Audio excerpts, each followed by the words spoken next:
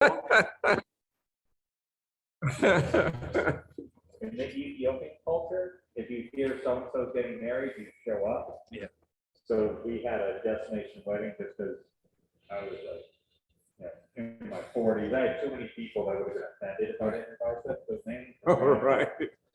And also because the Ethiopians just show up. I mean, they know you. Okay. And so my It's like brother Hawaii. married my wife's sister in DC, 600 people. Woo! Because, and they just keep trickling in all night. I mean, it's expensive, but like, you get prepared for that.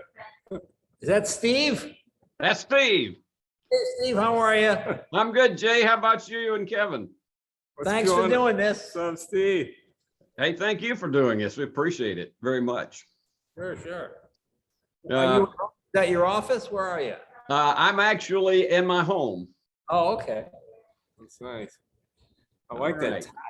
Right. Tell me when you guys are ready. We're ready to go. All right, here we go. Get my Alfred Hitchcock gloves off. Well, at least you don't have vertigo, so that'll make a big difference there. All right. Here we go. All right, I'm going to count backwards. 7, 6, 5, 4, 3, 2, 1. You Bet Your Life with Jay Leno is part of our afternoon lineup, and it has been it's a show, of course, that has a tradition that goes back more than 70 years, and now the version is updated for today, and now there's a chance for you at home to have a chance to win something on You Bet Your Life by seeing just how funny you are. And guess who we got with us? We've got both Jay Leno and Kevin Eubanks today. Hey guys, how are you? Good. Thanks for having us on. How you doing, Steve? All right. I'm doing great. Well, look, tell me first off, before we get into the contest, tell me what it has been like doing a show and bringing it into our contemporary day that has a history going back to when Harry Truman was president. Well, we have a history of doing shows that go back to when Harry Truman was president. We did the Tonight Show, which of course toasted the town, and it really started in 1948. So we're kind of old hands at this, bringing back resurrecting the past kind of stuff. But game like chess. What's chess? 1,000 years old. That's right. If something works, it works. And the idea of people just communicating with one another. We live in an era now where everything is email and all this kind of stuff. And to see people talking to strangers and having to work problems out is actually a lot of fun and somewhat comforting. I think people like it. We don't really communicate with one another the way we used to, or we just communicate with people who think like us, and I find if you take politics out of the mix, it's amazing how well people get together, because we all want the same thing. You want to feed your family, you want to live in a safe neighborhood, all the basics, and that's what everybody wants. And if you just get politics out of there, oh my God, you get along like a house of fire. We were talking about this the other day. One of my favorite couples on the show, we have this African-American guy, like 6'5", 275, enormously big guy. And he was teamed up with this little white-haired lady about 60 years old, and she was like 4'11". And they just met, and they come out to win.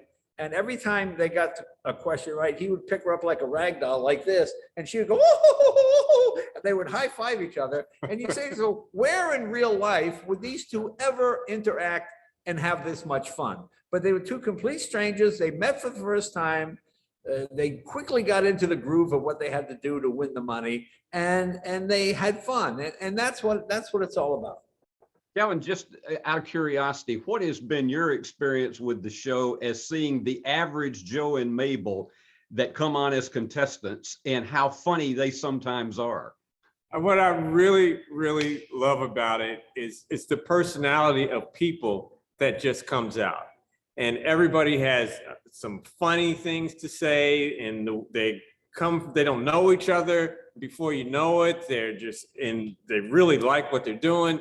They're winning some money, and before you know it, they're like friends for that, in 2 minutes, they're high-fiving, they're hugging each other.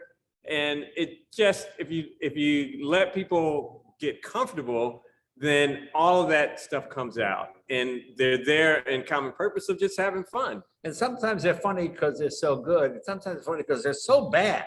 Because I mean, that's equally as, we had this one guy who was a Mensa member and all the kind, and he was talking about how he was the human computer. Yeah, right. He said that like when he goes to a restaurant with his friends, he could figure out the percentage of the bill in a millisecond, So I said, oh, okay, well, let's try. I just said to him, okay, what's 10% of, what's 15% of $500? And he goes, okay, 10% of $500 would be $50. I go, wait a minute. I said, that's what I do. I'm not a Mensa member. I'm not. I thought you'd have the answer before I finish your question. He goes, well, no, it takes me a second. Well, no, but that's, and then you think of 5%. Oh, so, I mean, I don't understand why this guy was the human computer. It was hysterical. He just had this whole vision of himself as this genius, and he couldn't answer a simple question. That's kind of, you find out everybody's got one funny thing. We learned that when we did jaywalking on the street. We would just go up to people and talk to them.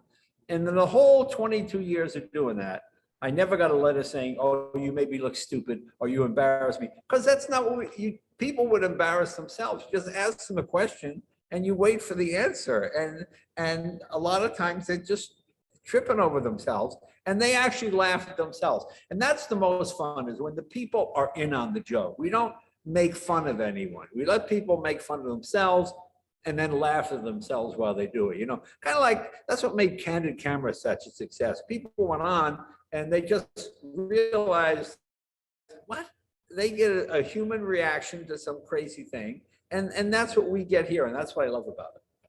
We had Santa Claus on. Yeah. And then they said, what do you do when you're not Santa Claus? He goes, well, I'm a stripper at night. Yeah. And that's just what he did. He wasn't trying to be funny. That's what he did. Yeah, and it was hilarious. This guy looked like Santa, little fat guy, had the beard like Santa, and he's like the most wholesome guy. And what are you doing now, Santa? He goes, I'm a male stripper. And you go, really? Imagine some parent, just that afternoon, your kid was sitting on the lap and you're watching them at Thunder Down Under in Las Vegas, So yeah, hilarious. As has been said for so many years, the best humor on game shows is that which is spontaneous. Right.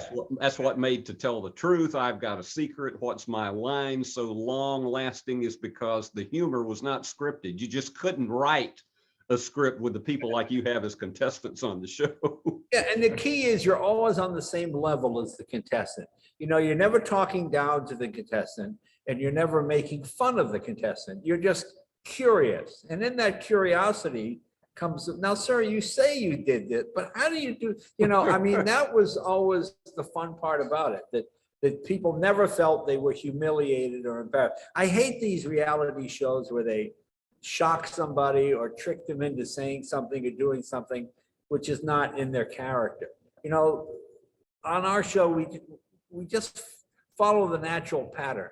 If you got a big fat guy on the show, you make fun of his tie or his hat or something else. You don't go for the obvious, and people sense that. They sense that you're being kind, and that's what really makes it fun, is when they're in on the joke and they laugh at themselves. Because eventually they'll say, "Well, I think I do eat too much." Really, Bob? You think you eat too much? That kind of thing. And you let them handle it, and that's what's fun.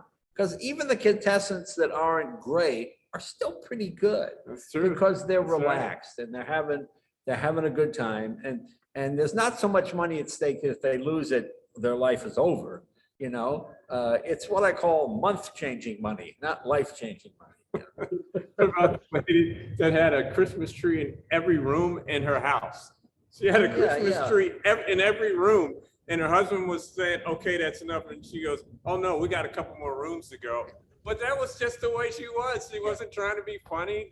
She loved Christmas and Christmas trees. Yeah. So people come on and just be themselves, and that's great. Well, let's talk about the home viewer contest that we have coming up to see what can make people funny who are watching the show every day. Tell us about how that has all developed, and it's also in connection with the Rodney Run segment of the show. Give us a thumbnail of the contest and also how people can participate at home. Well, if you're at home and you think of something funny, you know, Rodney was one of my favorite comedians because I knew Rodney 40 years. I couldn't tell you who he voted for. I couldn't tell how he felt on the issues. He was just about comedy all the time. And I think that's why he had such wide ranging appeal. He was not a political comedian in any sense of the word. There's nothing wrong with being a political comedian, but it's not what we do, you know? And the idea is that he would bang out jokes. Like, for example, this contest is about the economy. So we do jokes in the style of Rodney. The economy is so bad, Barbie moved out of her Malibu dream house into her Chevy Malibu. That's how bad the economy, those kind of, the economy is so bad in Beverly Hills, women are tanning by using the sun. That's how bad the economy, you know, just those quick kind of 3 or 4 word, boom, boom, boom, just rabbit punch type jokes. And send us those. We had a guy, we did one on travel. We just wrote him a joke. He had a joke. He said, I flew Virgin Airlines, and when I found out I wasn't one, they canceled me. You know, it's so stupid. It's just a stupid joke. It doesn't make any sense. It's ridiculous, but it gets a visceral reaction. People smile because it's not mean spirit. It's not nasty. It's just dumb.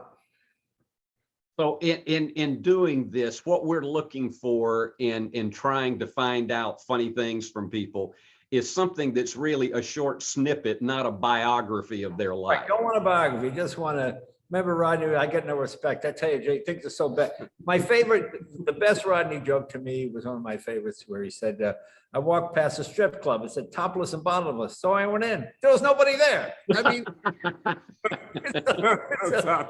no top, no bottom. There's nobody there. Classic Rodney Dangerfield, if ever there was one. Yeah, that's what I mean. It's so silly and it's so simple. And, you know, you go to the website, youbetyourlife.com. You can also, if you want to be a contestant on the show, we'll fly you out, put you in the hotel and do all that for you as well. So we love getting contestants from other places in LA. LA is a lovely place, but all game shows tape here. And consequently, all contestants are in a 30-mile radius. And there's a blaseness that have, you know, they're used to it. You fly people in from Maine or North Carolina or South, they're so excited to be in Los Angeles, and you feel that energy, you know, and they'll tell you they think they saw Brad Pitt at the 7-Eleven or wherever it might be. And that's what really makes it fun. Well, we got people from Hattiesburg, Mississippi, Jackson, Tennessee, and Jonesboro, Arkansas, all across our stations that I know would love to be a part of this. Well, So you go, tell them to go to the website and sign up. youbetyourlife.com. Yeah. And so you sign up, and then is that where you actually put in your joke that you would like to be able to have somebody judge? Put the joke there, we'll read it. If we like it, we'll send you a check for $1,000. Hey, you know, I mean, nobody's going to send the $1,000 back. I can tell you that for sure. Hey, before I let you go, I got to ask, how much fun has this been doing this show for the two of you together, working with each other?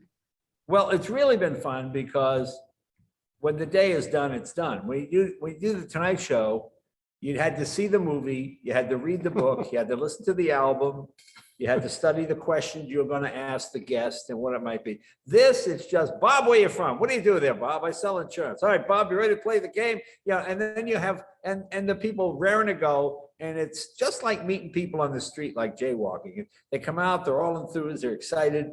And I love to talk to people. It just makes me laugh. You know, in the whole 22 years of doing the Tonight Show, as I said, we never got a letter saying, you embarrassed me, I was humiliated. People were always in on the joke, and that's what makes it fun. Yeah, I really liked it in the at the Tonight Show. We used to screen movies all the time. Right. And I'm a big movie buff, all the way back, Turner Classic type movies up to now. And some of the people that come on the show remind me of people in movies, the way they talk about things. And after a while, they get so used to it and they just feel relaxed. And some of the movies that I really like, where I get lost in the actors, but I just like the way they feel things. And you just get caught up in it. And before you know it, we're doing 3 shows, 4 shows, 5 shows. And it just goes on and on and on because people are just people. And you don't run out of contestants, which is the fun part. Yeah, that's the key thing in all through the years as somebody who's been a game show buff myself, dating back to, I think, when I was in the crib, it's just seeing people, it's like you mentioned a short while ago, it's like Alan Funt used to say, it's people caught in the act of being themselves. Right, exactly. You remind me of a piano player. You look at from like the Irving Berlin songbook. And so when I was first going into New York, I had to learn all these songs. And I did records with people, and the way you tie and everything, it reminds me of my early years in New York. Oh, that's just takes me back. It's cool though. Thanks. I'll take that as a great compliment right there. Guys, I really, Jay, I got to ask you, how many cars do you have there now? Oh, boy, you sound like my wife. There's about 201 cars on the road. Woo! But it's still cheaper to have one wife and all these cars. It's way cheaper than the other way around. I have friends that have 10 girlfriends and one car and they're broke. So I'm doing okay. Listen, I thank you so much for your time, and we're going to have so many people I know continuing to watch You Bet Your Life in the afternoon, and it's a huge part of our lineup. It's really the anchor that gets us going in the afternoon, and I appreciate this. And let's remind everybody one more time, youbetyourlife.com, and that's where you go and you can tell what your short joke is, and you could win $1,000. That's right. And sign up to be a contestant. We love people from the soul of America, from places other than New York or LA. It's great to have real people on the program. So come on, be a contestant, win some money, stay in a hotel, live it up. Jay Leno, Kevin Eubanks, thanks ever so much. And we'll be looking for you on You Bet Your Life. Thank you, sir. Take care. Steve. Bye-bye. All right. Thank you.